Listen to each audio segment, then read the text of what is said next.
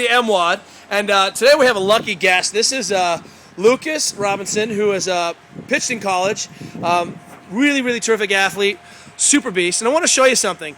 That one of the things we want to do is use basic movements to kind of elicit fundamental movement errors. And one of the things we're talking about tonight is this external rotation of the shoulder. So show me external rotation of the hand, Lucas. That in that position, and you'll notice that when he did that, he went from a beautiful hollow position to a broken low back. He's struggling for that external rotated position. And that's actually, you can pull the rings in tight to your side if you want, and external rotate.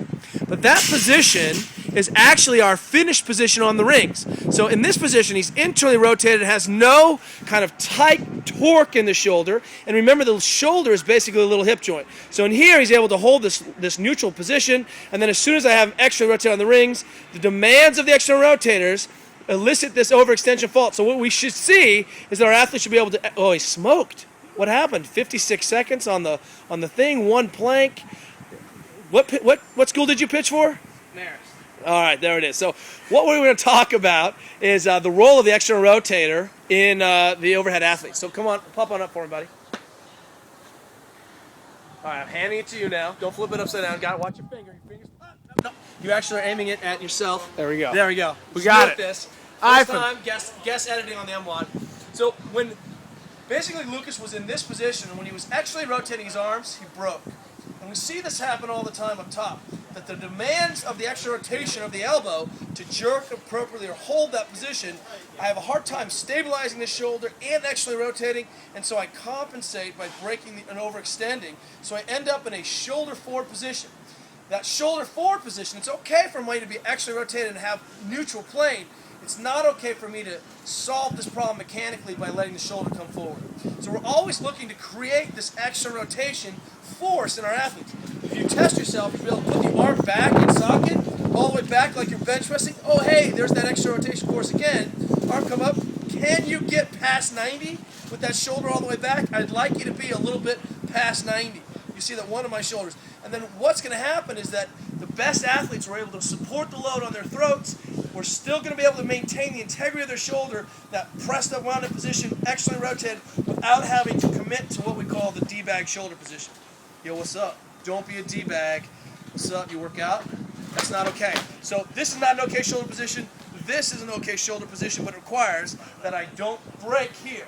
So working on that, one of the nice pieces is that, hey, we have all these tools in front of us. So today's first homework is to go ahead and grab a full chin up, point the toe, squeeze the butt, and you're going to see is that most people are going to hit full extension and they're going to break their backs. But you have to have your feet out in front of you, squeezing to pull the chest down, and you're going to feel an ungodly squeeze in front of the chest. And it's going to really stretch you out here.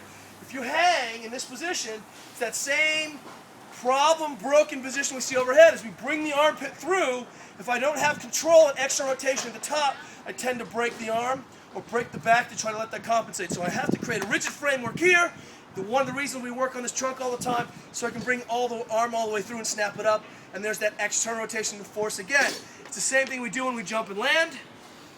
I'm looking to create not front and back or knee front and back, but this idea of there's a rotation force that happens even when I squat, trying to jump the knees out to kind of generate stability. So here's the MWOD.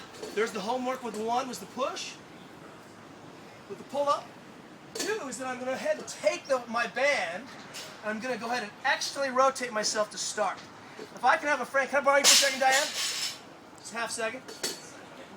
This is Miss Diane Fu, squat 330, clean and jerk 215.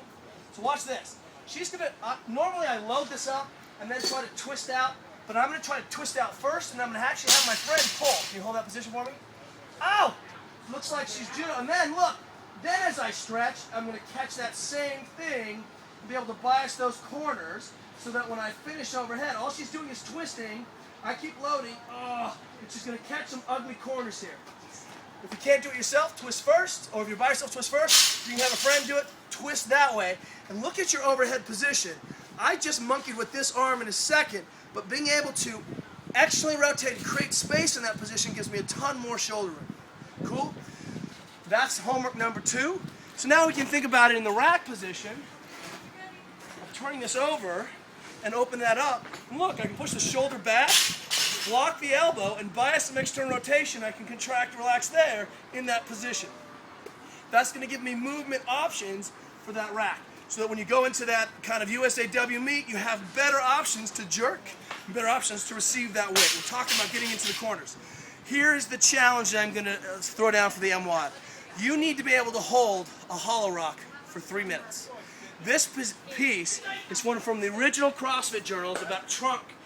If we start here, squeeze the butt, belly tight, point the toes, you should be able to press, and you're not your hands with your back.